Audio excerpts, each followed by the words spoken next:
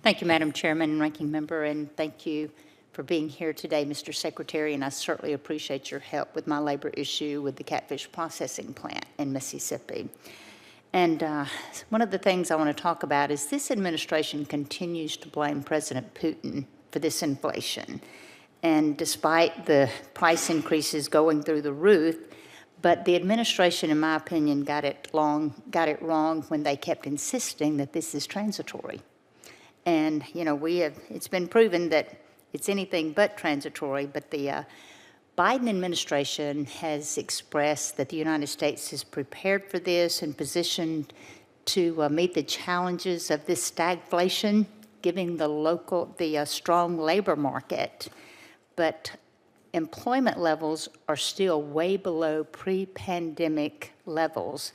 So how can this possibly be true that we're positioned with the employment levels being so low that we're positioned to overcome this? Thank you very much, Senator. Let me just begin by, there's no question that inflation, we all know this is causing pain for families in America.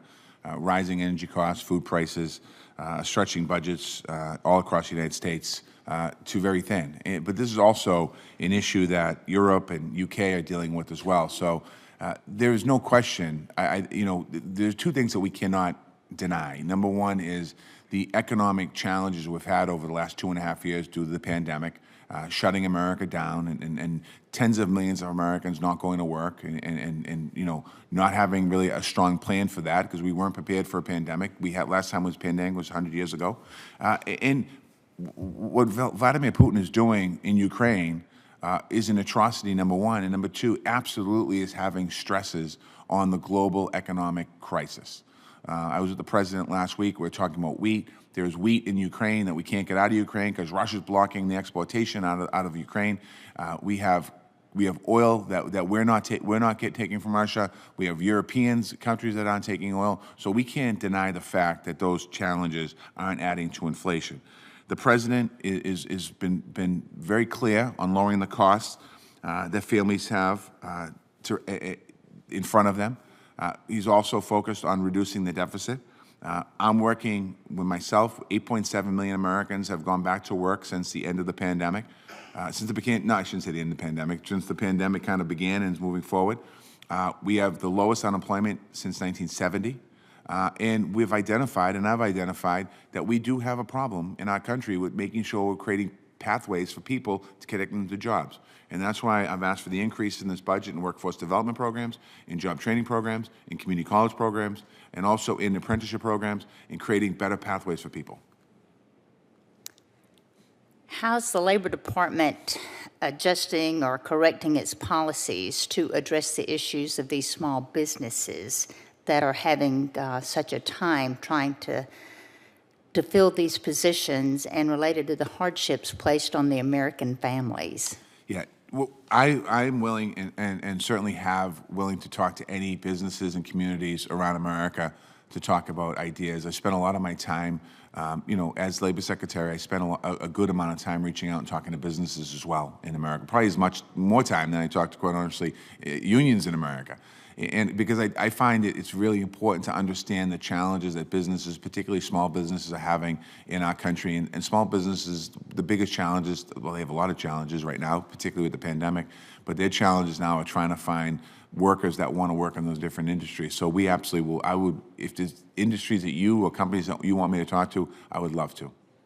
And I agree, obviously, that the Russian invasion has had a lot to do with this, but I also wholeheartedly believe that shutting down the Keystone pipeline is what started it before the invasion. And employee retention, particularly in the manufacturing and the warehousing sectors, is a highly significant issue and quite a problem in the workforce today, obviously. But more and more companies find it hard to hire and retain workers for roles that normally have high turnovers, that are repetitive task jobs.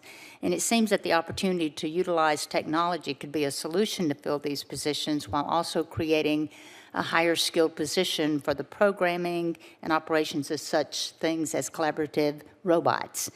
And I believe this concept could be a game changer to reduce turnover while increasing higher wages in the workers for these positions that so many people have difficult dealing with, but it's just, with the manufacturing that they're in. Does the department share this view, and will you provide any insight into the department's focus in this area? Yeah, certainly the president is very supportive of creating more and it's expanding manufacturing in America.